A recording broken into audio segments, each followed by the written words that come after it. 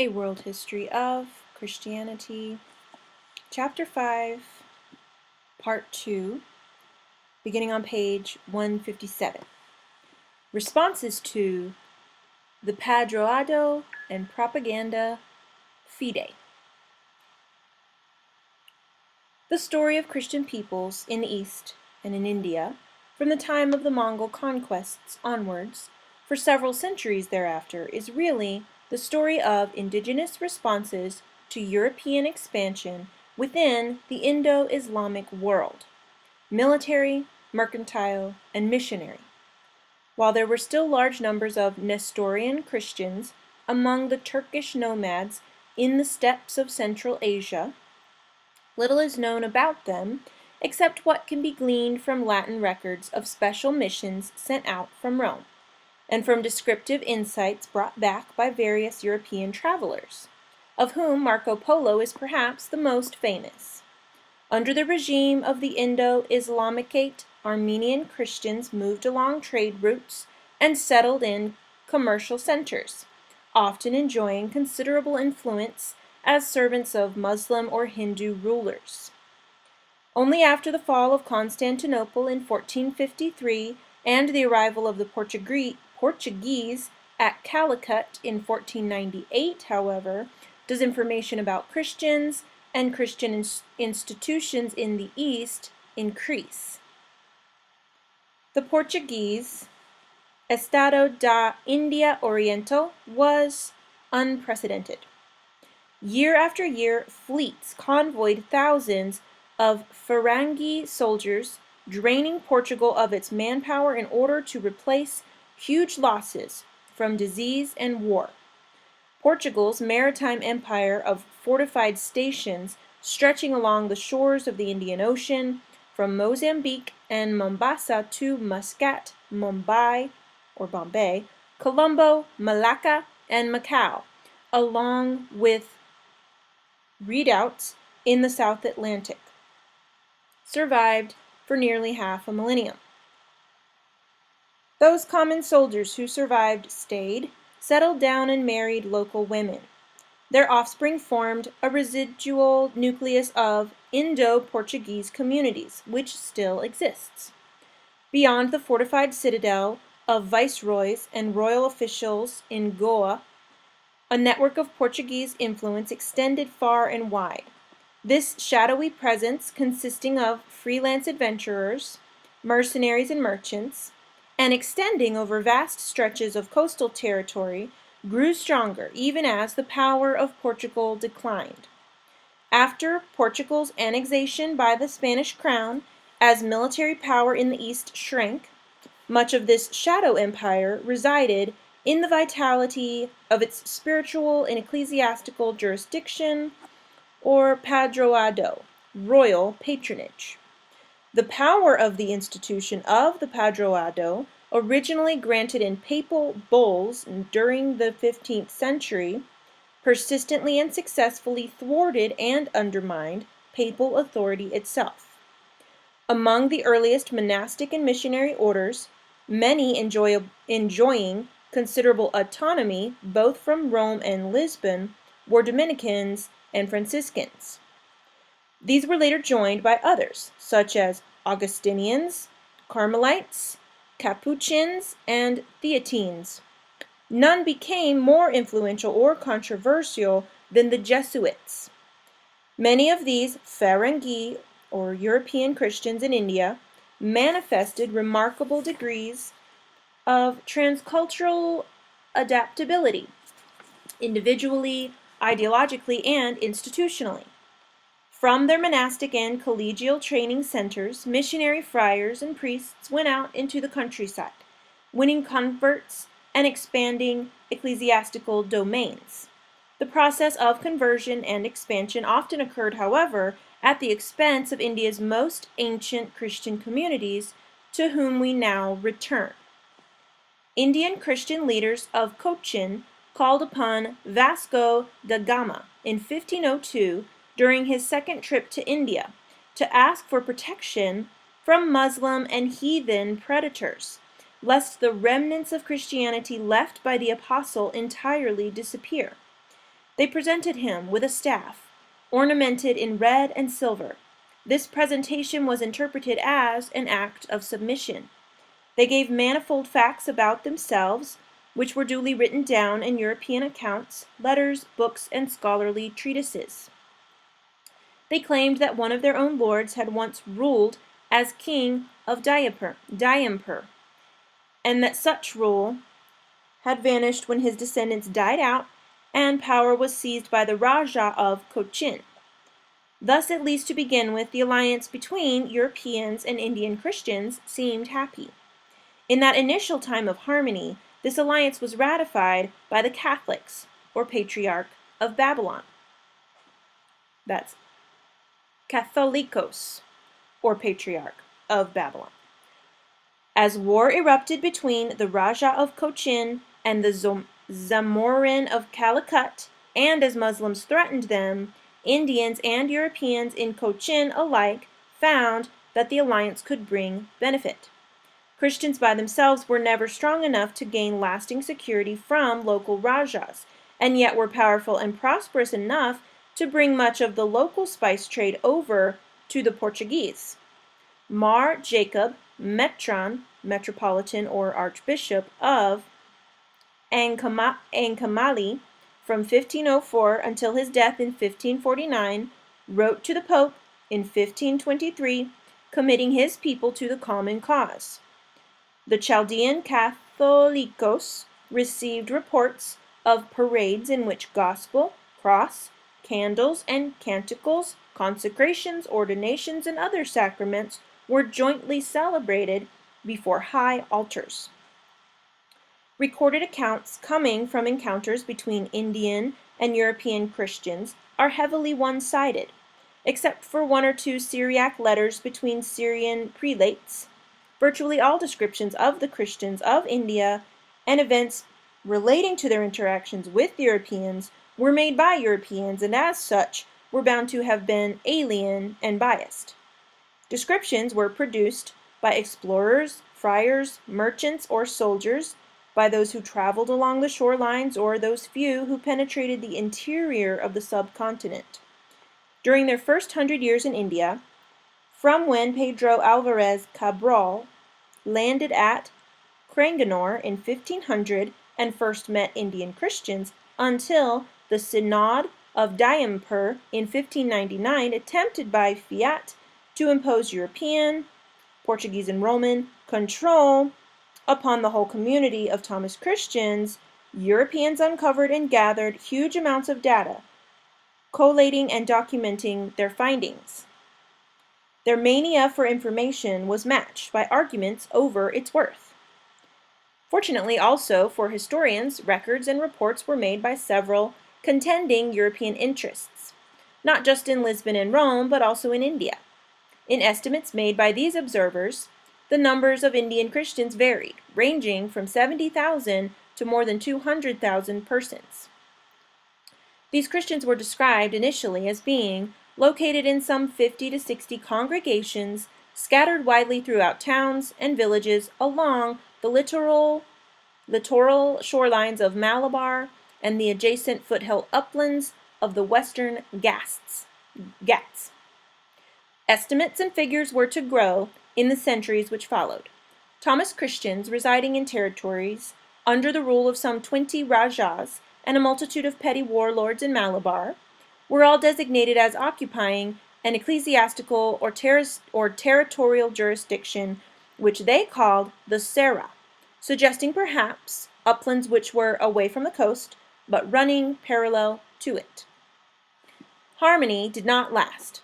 Much as the European and Thomas Christians needed each other, both tiny minorities within a vastly complex and hostile environment, too many complications, competing interests, and mixed motives were involved. Once hostile Islamic foes had been cleared away from the high seas and from the shores of the Indian Ocean, Europeans became ever more assertive and coercive. First signs of trouble arose in misunderstandings over business dealings or over ritual practices. Stories of dishonest dealings mingled with rumors of ulterior motives and reports of strange ways of conducting worship. Eventually, as Europeans learned more and more about what doctrines were held and what rituals were observed or not observed by Thomas Christians, they expressed dismay and shock. Similarly, as Thomas Christians beheld the beef-eating and uncouth manners of Europeans, they were also shocked and dismayed.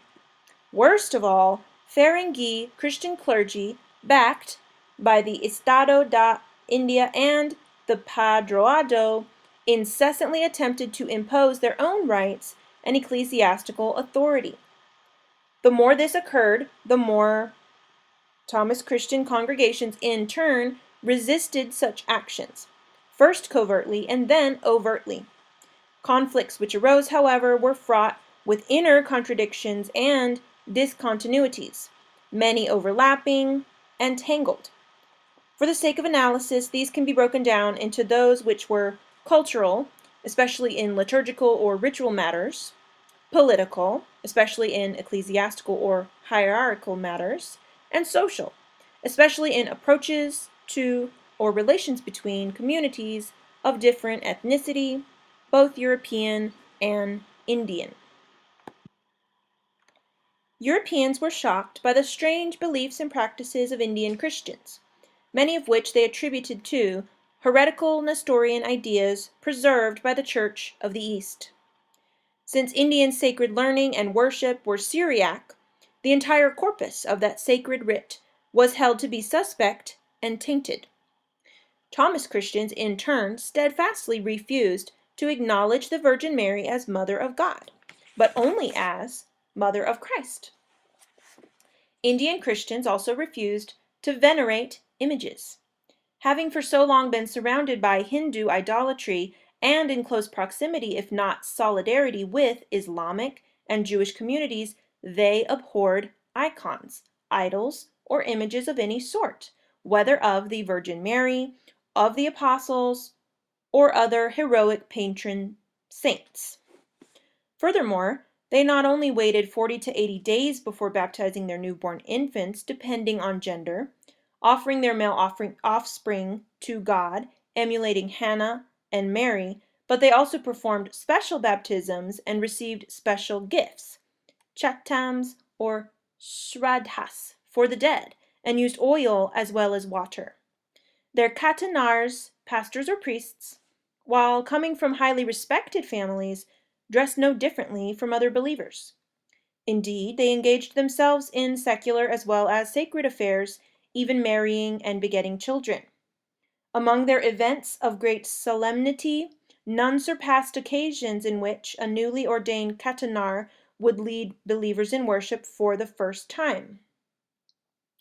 Guests would come from far and wide, partake together in a sumptuous love feast, and bestow gifts and presents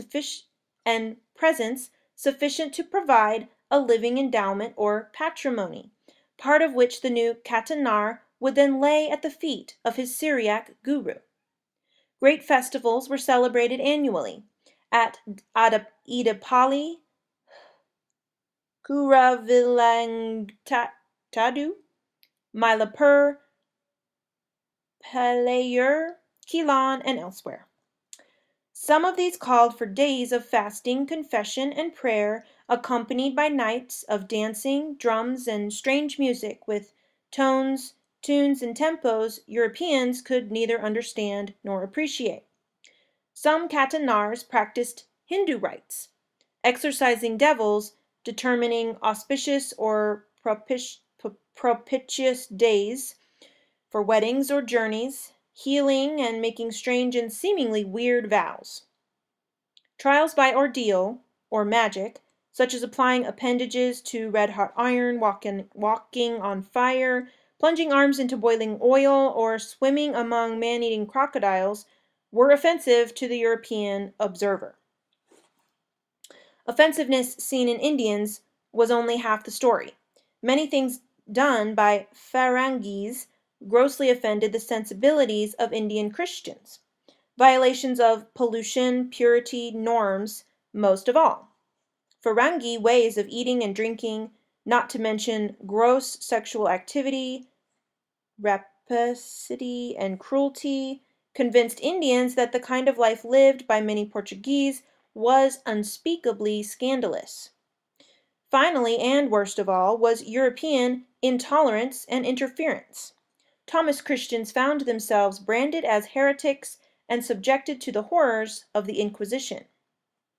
At least until the death of Mar Jacob, Metron, 1504 through 1549 to 52, a semblance of accord and courtesy and ceremonial protocols was observed.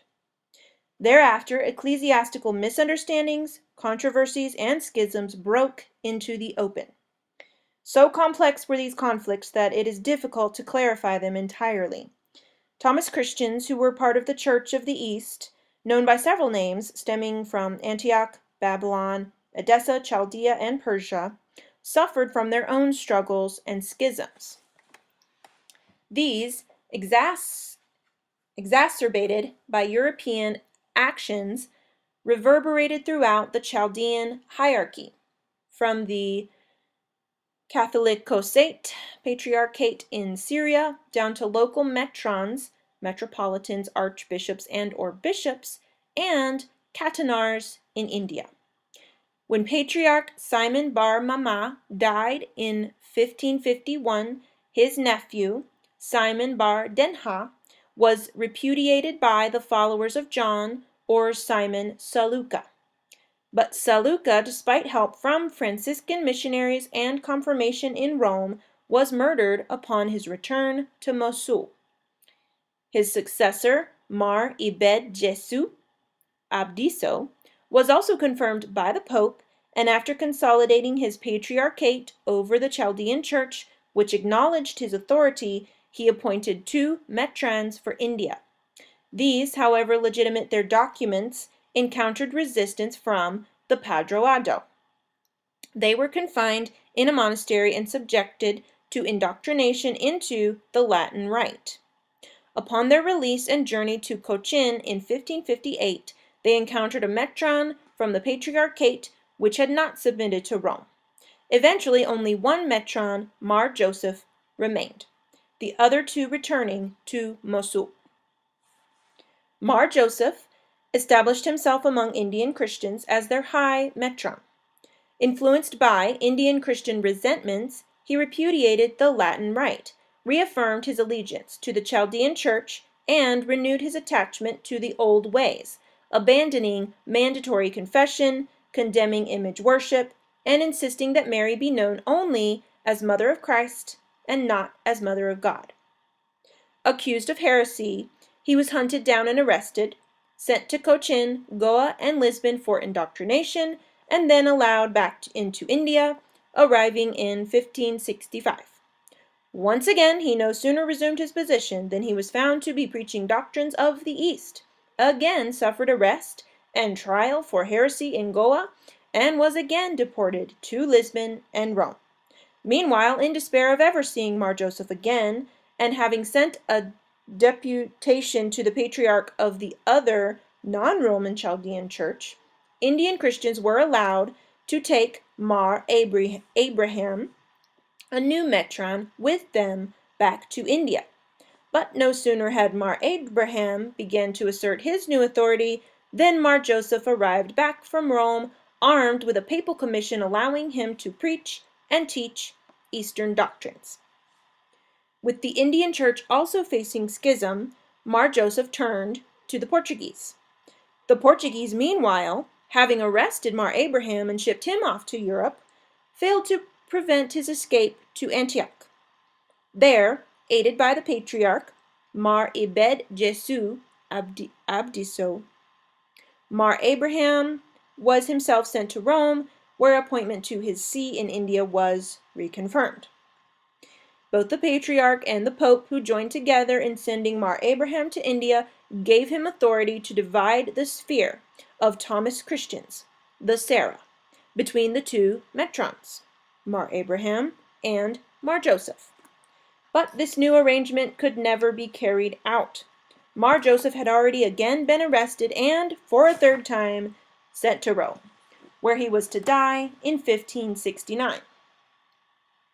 Mar Abraham, having reached Goa in 1568, with his letters, from both Pope and Patriarch in hand, was now once more repudiated by the Padroado for having tricked the Pope. Escaping arrest, he fled to Malabar and began to reordain all those Catanars whom he had ordained during his previous time in India.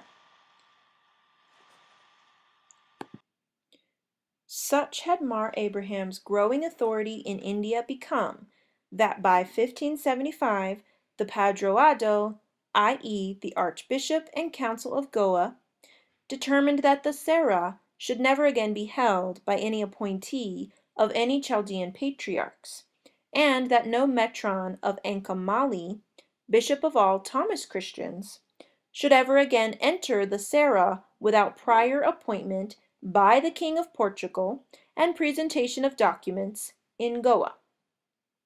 Mar Abraham, in the meantime, sent a special confession of faith to the Pope, Gregory XIII, and simultaneously sent warnings to Patriarch Mar Abdiso. He claimed that he was in danger of becoming a suffragan of Goa, that the Patriarch might suffer the loss of all jurisdiction and revenues, and that 5 new Syrian metrons would be needed to shore up the authority of the Eastern Church in India. Meanwhile, another high metron, Mar Simon, also arrived, representing the other branch of the Eastern Church and its non-Roman Nestorian Patriarch. Again, after a few years, Mar Simon too was caught and deported to Lisbon, there to die in 1599. However, even so, being apprehensive of such an event and in order to safeguard his flock, he had succeeded in appointing a local Catanar, Mar Jacob, as Vicar General to carry on the struggle against the Portuguese Padroado and Rome, something he did with some success until his death in 1596. The final crisis of the still largely undivided and uncolonized ecclesiastical authority over India's Thomas Christians began in 1590 and ended with the confrontation, conquest, and capitulation of a segment of those Christians at the Synod of Diampur, 20–26 June 1599. Matters came to a head when Mar Abraham refused to ordain some 50 students trained in the Jesuit seminary at Vapikotai. This seminary, founded in 1587 and led by Francis Raz, combined studies in Malayalam and Syriac with Latin and Portuguese, comparing Chaldean with Roman theology and liturgy. It also launched campaigns to correct books and remove all traces of Nestorian heresy. Rivalry between Jesuits and Franciscans aggravated and colored the controversy, the Franciscans defending Mar Abraham from Jesuit accusations. Thomas Christians saw their whole way of life, nurtured for untold generations, endangered. Told that their faith and forms of worship were flawed, and their rejection of images, which had for so long made them distinct from Hindu communities surrounding them, was heresy, that everything handed down to them from their mother church was unacceptable, and that their family ceremonies, customs, and traditions were an abomination, Thomas Christians sought to defend themselves. Mar Abraham refused a summons to attend the council in Goa. The Pope, Clement VIII, then authorized the Archbishop of Goa, Alexis de Menezes, to inquire into matters and to keep the metran in custody. Even so, no attempt to apprehend the old metran was dared.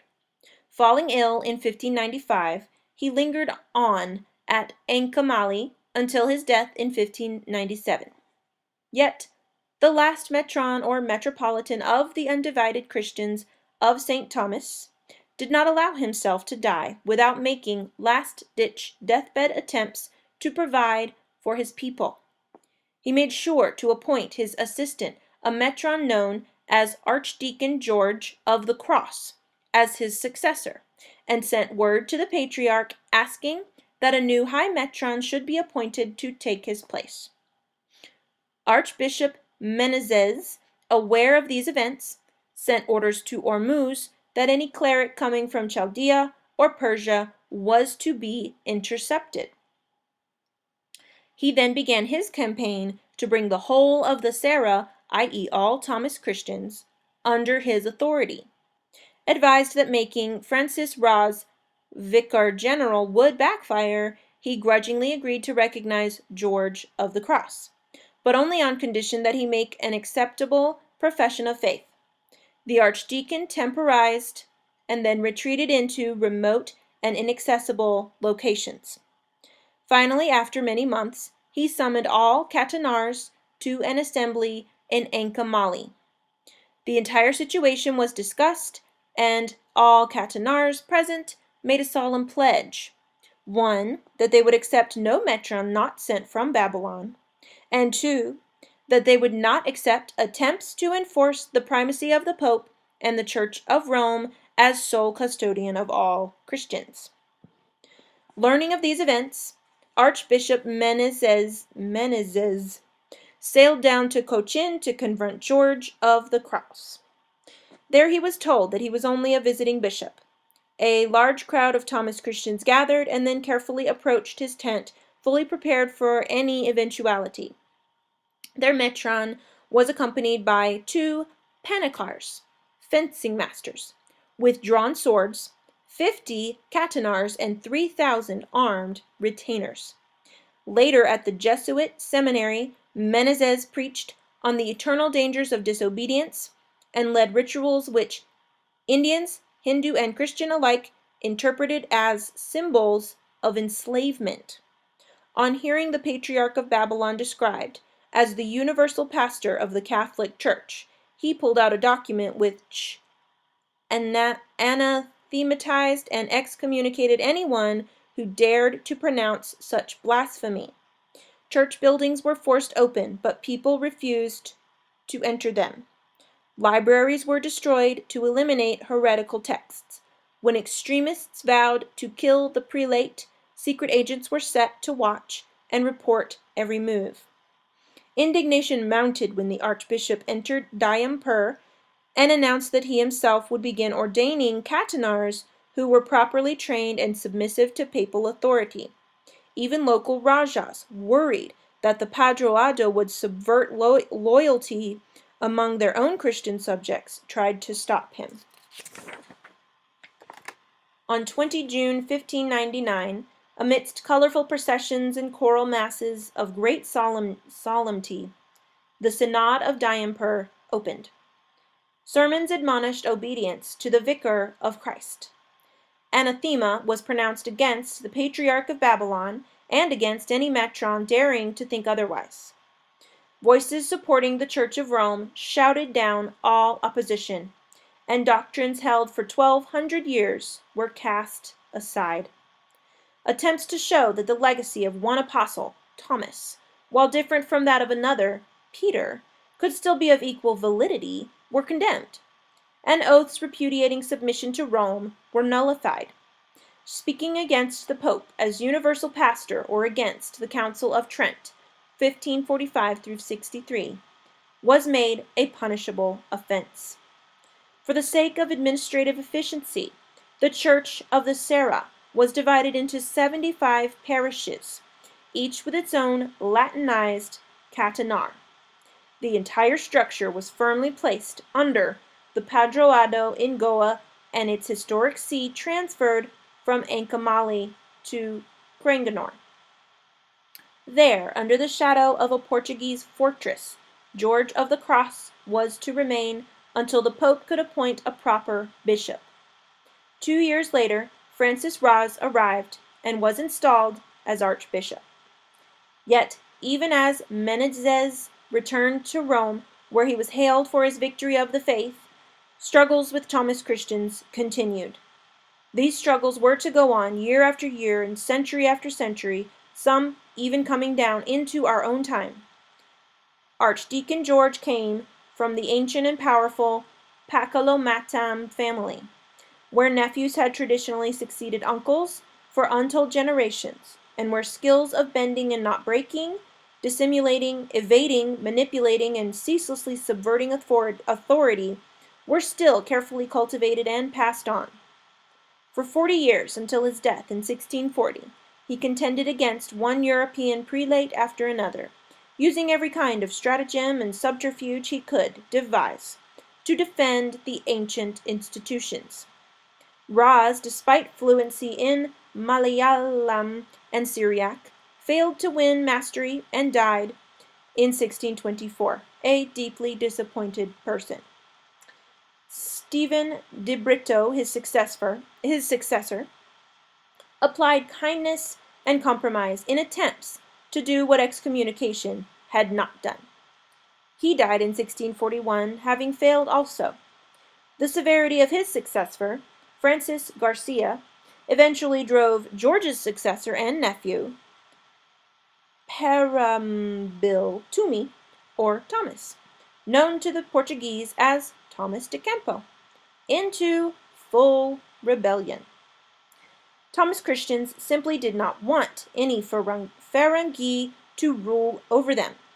In 1653, they made new attempts to bring a prelate from Babylon, Diabeker, or Alexandria. When this was thwarted, enraged Catanars gathered in solemn assembly at Cunan Cross of Matansuri on 3 January 1653. Again, at Vaipikotai and at Manat thereafter they gathered to declare under oath that they would not accept any Ferengi prelate or any metron from outside the Eastern Church. The Malankara Church, to this day, marks that event as the moment that their community recovered its independence and rediscovered its own true nature. Thomas Christians then determined to go even further. Since access to all patriarchs of the East had been denied them by the Portuguese blockade, so that no new metrons could be sent to them, they decided that they themselves would consecrate one of their own. This action, by their calculations, would only require a solemn laying on of hands by 12 Catanars. Thus, on 22 May 1653, for the first time in their long history, they installed their own High Metron. Amidst overwhelming support and rejoicing, Parambil Tumi, Archdeacon Thomas, took the title Mar Thoma I and became India's first truly native archbishop. His supporters claimed that out of 200,000 Indian Christians, only 400 still gave any loyalty to Garcia. Garcia and the authorities in Goa, having lost all ecclesiastical sway in the Serra, strove in vain for ways to counter Mar Thoma. Meanwhile, keeping itself well informed about the deteriorating situation in India, Propaganda Fide in Rome decided to send 4 Carmelite missionaries to remedy the situation, an action which by then required Dutch assistance. But when they arrived and found they could do little without formal papal authority, they returned to Rome to report their findings. Action was taken to bypass the Padroado, but when their Carmelite appointee, Joseph Sebastiani, who had been secretly consecrated and dispatched to the Serra, arrived, he too failed. The Raja of Cochin had already taken the matter into his own hands to determine which of the two sides should be given ecclesiastical authority. Each side had to appear before him to plead its case. Submission of this kind of dispute to any secular ruler in India was an event of fateful significance. It set a precedent for court cases and appeals, which were to continue for centuries. Some cases are still pending or being appealed. Nor was this the only such action.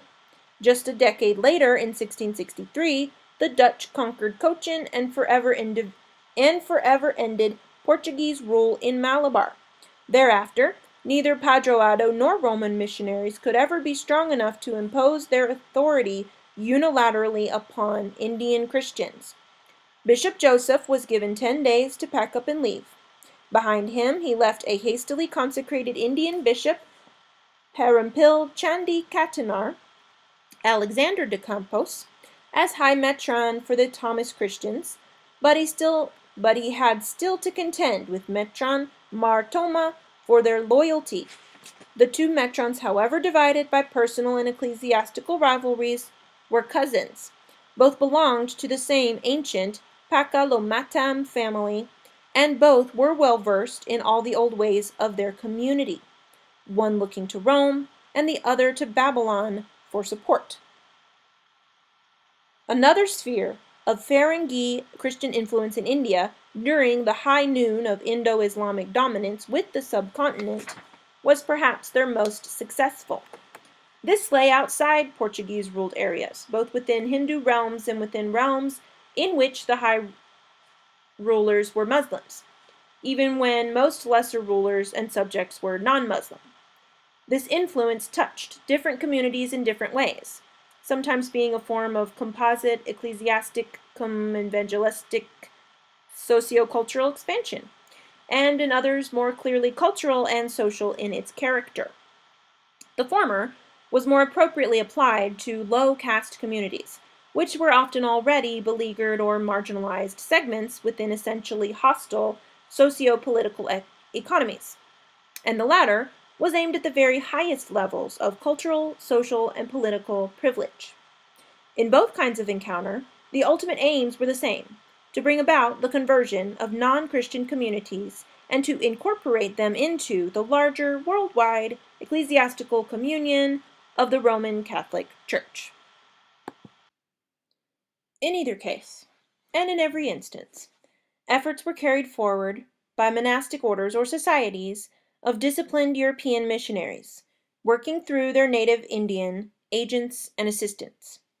These spent their entire working lives in dedicated service to the cause for which they had been ordained, often dying in lonely and obscure places, often suffering from strange maladies and diseases, and sometimes, in words used by Eusebius over a millennium earlier, drinking the cup of martyrdom.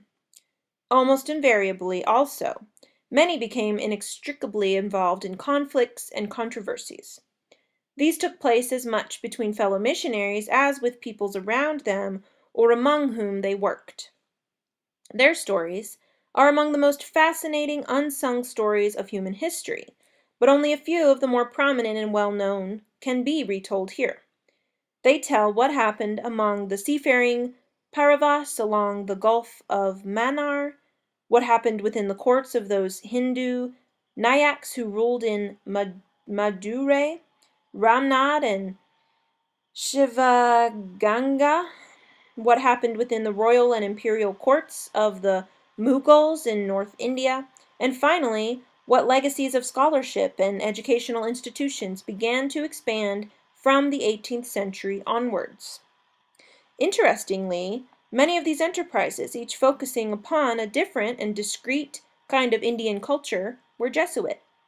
Each was a manifestation of the revitalized Church of Rome, by then militantly pursuing its post-Tridentine or Counter-Reformation agenda through the agency after 1622 of its exclusivist and expansionist Congregatio de Propaganda Fide. Paravas are an independent, seafaring people who for ages uncounted have inhabited the shorelines on both sides of the Palk Strait, dwelling in 60 or more hamlets and towns along a 100-mile coastline of the Gulf of Mannar from Vembar near Rameswaram to Kanyakumari, Cape Comorin. They were fishermen, pearl divers, and seaborne traders, occasionally given to piracy and smuggling. Their hazardous, ritually polluting work required courage, resourcefulness, strength, and other survival skills. Yet, hardened adventurers as they were also threatened and oppressed by stronger predators coming from inland fortresses or from deep water fleets. Arab and Lubai Tamil Muslims constantly threatened, raided, pillaged, or enslaved them. What brought matters to a head was the long and savage maritime war with the Zamorin of Calicut, 1527 through 39. Fearing extermination, Paravas approached a converted Chettiar merchant, John de Cruz, to ask for protection from the Portuguese. 15 Paravas accompanied him to Cochin to plead their case, sealing their appeal by becoming baptized. When a formal delegation of 70 followed, led by Vikrama Aditya Pandya, their Jati Thelavan, or caste headman, the Portuguese recognized their strategic importance and the prospect of also gaining complete control of lucrative pearl revenues. A year later, when Peter Gonçalves, vicar of Cochin, and 3 captainars sailed to the Gulf of Mannar on behalf of the Padroado, the entire community of some 20,000 pearl fishers was baptized, the men en masse, and their womenfolk and children shortly after. By the end of 1537, the entire community of Paravas had declared themselves Christian. At this, maritime Muslims along the coast took alarm, and with naval support from the Zamorin, launched a major attack. A tiny Portuguese force of 3 ships fortuitously arrived just in time to join the fight. After a long and furious battle at Vidalay on 27 June 1538, ending in defeat for the Hindu and Muslim forces, notice was served that the Paravas and the pearl trade would be protected. Henceforth, they enjoyed a time of unprecedented prosperity and affluence, especially among their leading families. At that point, however, the Paravas were Christian only in name. Their forms of worship were still thoroughly Hindu. They knew next to nothing about their new faith or what it entailed. When Francis Xavier landed on the Fisher Coast, a decade after their tactical conversion, his orders were to consolidate their attachment and to teach them doctrine. He knew as little about Hindu and Muslim culture as Paravas knew about things Christian. He wrote, "The invocations of the pagans are hateful to God, since all their gods are devils." As he and 3 Tamil-speaking assistants walked from village to village, building prayer houses and baptizing unbaptized children, crowds of quick and bright-eyed boys who clamored about him day and night were drilled and imperfectly translated. They were drilled in imperfectly translated essentials of the faith: the Paternoster, the Ave, the Creed, and the Commandments. As Xavier had no knowledge of Tamil and no lexicons or grammars, parts of the simply worded catechism were bizarre. The Paravas, like all Indians, literate and illiterate alike, possessed an amazing capacity for learning by rhythmic rote recitation. Words ceaselessly inculcated, details imparted on verandas at the end of each day, conveyed bare rudiments of worship, pointing out the evils of idolatry, blood sacrifice, and various social skills as Xavier witnessed them. Crude copies of the basics were written and left in each village, with the literate asked to write things down. These were to be recited aloud every morning and evening.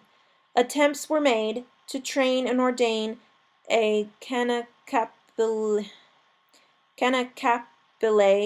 catechist accountant for each village, someone to keep track of births, deaths, and marriages within each lineage, Vamsha, thereby preserving community pride and solidarity.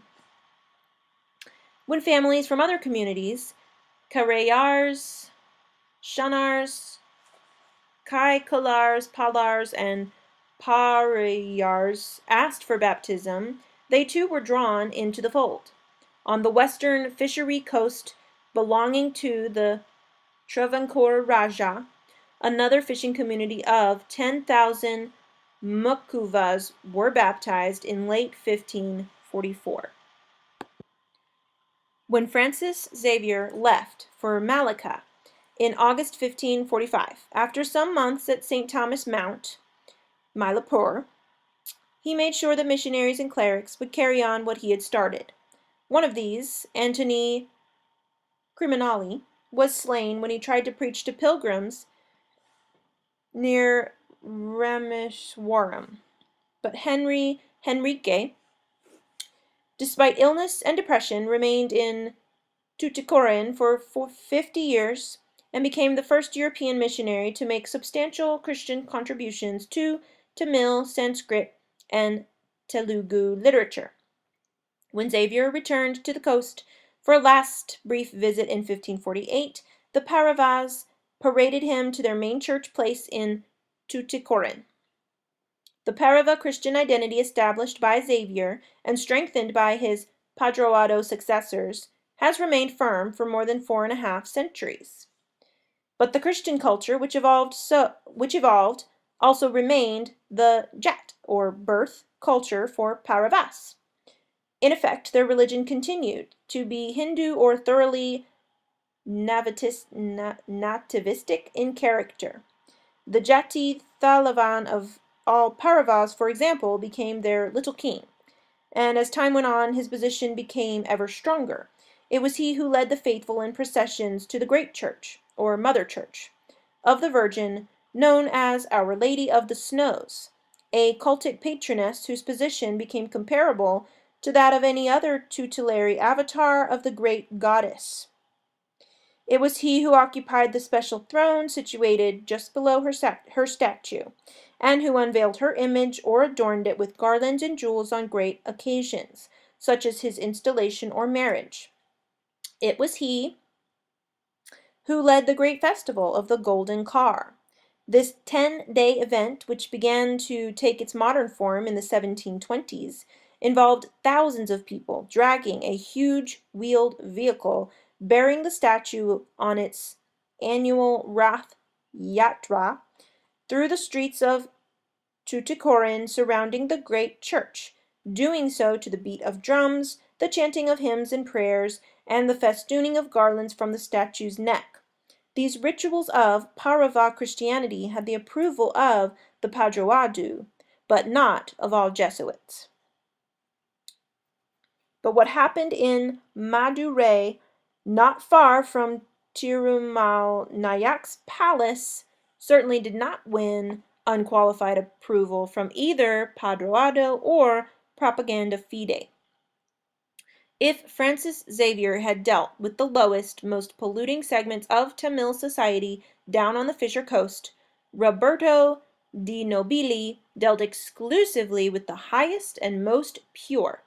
What he achieved called for mastery of the purest forms of classical Sanskrit and Tamil language, literature, and lore.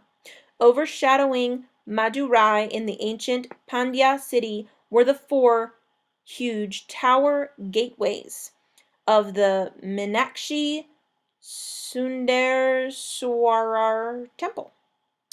Many thousands of devotees daily entered these gates for its endless rounds of ceremony and festivity. To this center of Tamil culture flocked throngs of students from the farthest corners of the land to pursue advanced studies in philosophy and sit at the feet of renowned local master teachers. To this place came the young Indian aristocrat, a nephew of Cardinal Bellarmine. Here in November 1606, a Rama Chettiar found him a simple mud and thatch place to lodge. Here, with his 2 Thomas Christian colleagues, Vishvasam and Malayapan, and his newly attracted guru, Shivadharma de Nobili, began his own career as a scholar missionary. His aim was to win Brahmins for Christ, and as much as humanly possible to become a Brahmin himself. He determined that, aside from matters of faith, he would avoid any action or word which might in any way offend any Indian, and that he would do everything he could to become a master of every possible aspect of Vedic learning. As he gained fluency in the tongues and texts of the Agama and the lore of the Alvar and Nayanar poets, he proclaimed himself also to be a twice-born wearer of the sacred thread. To support such claims, he scrupulously abstained from all possible forms of pollution, eating no flesh, having only one simple meal a day, drinking nothing tainted except for the Eucharist, touching nothing which defiled, donning only the ochre robe of a sannyasi, and strictly observing rules of ritual purity.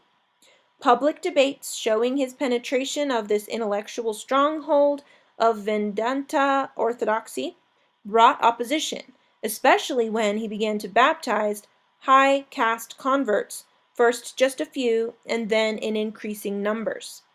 By Easter of 1609, after he had withstood a series of accusations and false charges, the number of such baptized converts reached 50. 12, baptized a short time later, included his beloved guru and friend Shivad Harma. In his Tamil manifesto, written on palm leaf and posted in front of his house, he declared, "I am not a Farangi. I was not born in the land of the Farangis, nor was I ever connected with their lineages. I come from Rome, where my family holds a rank as respectable as any Rajas in this country." By refusing to be linked with Farangis, by which he meant Portuguese and perhaps all crude, meat-beef-eating, alcohol-drinking barbarians from Europe, he alienated some missionaries and provoked controversy. In determining to be identified only as an Indian, even to taking the name Tatuwa Bodhacharya Swami, Roberto di Nobili became the Roman Brahmin.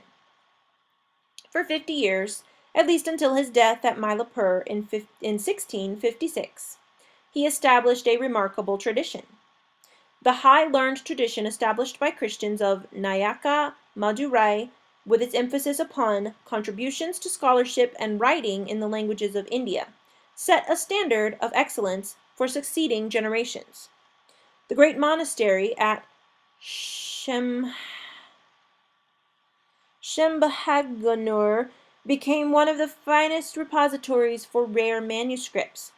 The most renowned European Tamil Catholic sage, known locally as Virumamani, or as Daharya Nathaswami, was the Italian Jesuit Constanzo Giuseppe Besci, 1680 to 1747. The long list of his Tamil writings, epic poems in classical Sangam style, philosophical treatises, commentaries, dictionaries, grammars, translations, and polemical tracts, some intended for Hindu Christians and others for the persuasion of non-Christians, put him in the very forefront of Tamil scholars during his own day and left a rich legacy for later generations. His epic poem Tembevani, together with his commentary on the Tiruvalluvar Kural, had a profound influence in his own day and could well have prepared the way for radical mass movements of conversion which began more than half a century later. Surviving anecdotes about some of the controversial public disputations with Brahmin scholars and Hindu mendicants made him famous and give some indication of the notoriety which he gained. The royal style in which Besci lived and moved is indicative of acculturation in South India. As Virumamani, Besci's public appearances matched that of the Shankarachari of Kanchipuram. Traveling in state, wearing a long tunic bordered in scarlet, covered by a robe of light purple, with ornate sandals or slippers, white and purple turban, pearl and ruby earrings, rings and bangles of heavy gold, and a long carved and decoratively inlaid staff, he was carried in a sumptuous palanquin with a tiger's skin to sit on, 2 attendants to fan him, another holding a purple silk parasol surmounted by a golden ball to keep the sun from touching him.